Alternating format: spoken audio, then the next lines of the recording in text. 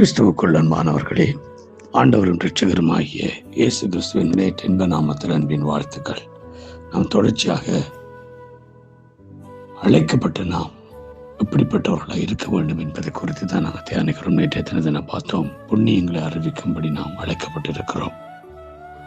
இந்த நாளில் நாங்கள் பார்க்குற காரியம், நாங்கள் பரிசுத்தமாக இருக்கும்படி அழைக்கப்பட்டிருக்கிறோம். 1 பேதுரு 1 அதிகாரம் 14-15 இவ்வாறு சொல்கிறது: நீங்கள் முன்னே உங்கள் அறியாமையினாலே கொண்டிருந்த இச்சைகளின்படி இனி நடவாமல் கீழ்ப்படுகிற பிள்ளைகளாயிருந்து உங்களை அழைத்தவர் பரிசுத்தராக இருக்கிறது போல நீங்களும் உங்கள் நடக்கைகள் எல்லாவற்றிலும் பரிசுத்தராயிருங்கள். ஆமென். எங்களை அழைத்தவர் பரிசுத்தராக இருக்கிறார். அவர் எங்களிடத்தில் சொல்லுகிற காரியம், அவர் பரிசுத்தராக இருக்கிறது போல நாமும் பரிசுத்தராக இருக்க வேண்டும்.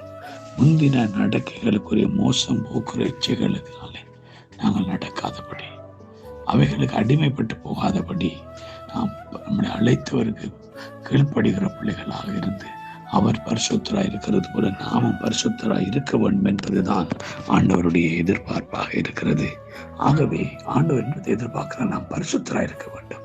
அவரை போல பரிசுத்தராய் நாம் இருக்க வேண்டும் என்ற அந்த உன்னதமான ஒரு அழைப்பு நம்மளுக்கு கொடுக்கப்பட்டிருக்கிறது. பவுல் கொரிந்தியர்களுக்கு நிருபத்தில் சொல்லும் பொழுது அங்கே சொல்லுகிறார், 1 அதிகாரம் 1 கொரிந்தியர் 2 வசனத்திலே, கொரிந்தியரிலே கிறிஸ்து இயேசுவுக்குள் பரிசுத்தமாக்கப்பட்டவர்களாயும் பரிசுத்தவான்களாகும்படி அழைக்கப்பட்டவர்களாயும் இருக்கிற தேவனுடைய சபை. அப்ப நாம் எதுக்கு அழைக்கப்பட்டிருக்கிறோம்? பரிசுத்தவான்களாய் இருப்பதற்காக நாம் அழைக்கப்பட்டிருக்கிறோம். பரிசுத்தவான்களாக பரிசுத்தராய் இருக்கும்படி அழைக்கப்பட்டிருக்கிறோம்.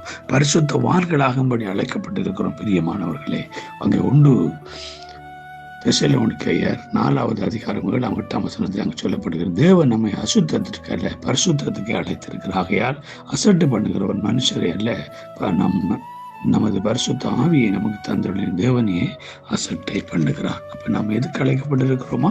அசுத்தத்துக்காக நாம் அழைக்கப்பட்டவர்கள் அல்ல, நாம் பரிசுத்தத்துக்காக அழைக்கப்பட்டிருக்கிறோம். ஆகவே பரிசுத்தத்துக்காக அழைக்கப்பட்ட பரிசுத்த கூட்டம், பரிசுத்தவான்களாக இருக்கிற நம்ம அவரை போன்ற ஒரு பரிசுத்தத்தை இந்த உலகத்துக்கு காண்பிக்க வேண்டும். அதுதான் அவருடைய அழைக்கப்பட்ட அழைப்பினுடைய நோக்கமே. அவர் எப்படி இருக்கிறாரோ, அவர் இந்த உலகத்தில் எப்படி இருந்தாரோ, அவர் எப்படி இருக்க வேண்டும் என்று விரும்புகிறாரோ அப்படிப்பட்ட ஒரு வாழ்க்கையை நம்ம வாழ வேண்டும்.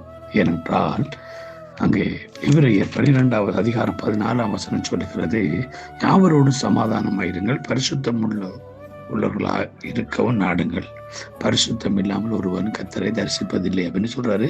எல்லாரோடும் சமாதானமா இருங்க, பரிசுத்தம் உள்ளவர்களாக இருக்கவும் நாடுங்க. என்ற பரிசுத்தம் இல்லாமல் ஒருவர் என்ன செய்ய முடியாத கர்த்தரை தரிசிக்கிறது இல்லை. நம்ம பரிசுத்தம் இல்லாம எதையும் செய்ய முடியாது. பரிசுத்தம் இல்லாம நம்ம எதையும் நடப்பிக்க முடியாது. பரிசுத்தம் இல்லாமல் பரிசுத்தரை தரிசிக்க முடியாது. ஆகவே அவர் பரிசுத்தர், அவர் மகா பரிசுத்தர். அவரை போல நாமும் பரிசுத்தராய் இருக்க வேண்டும் என்று அவருடைய கிருபை எங்களுக்கு சிலுவையில் வெளிப்படுத்தி இருக்கிறார்.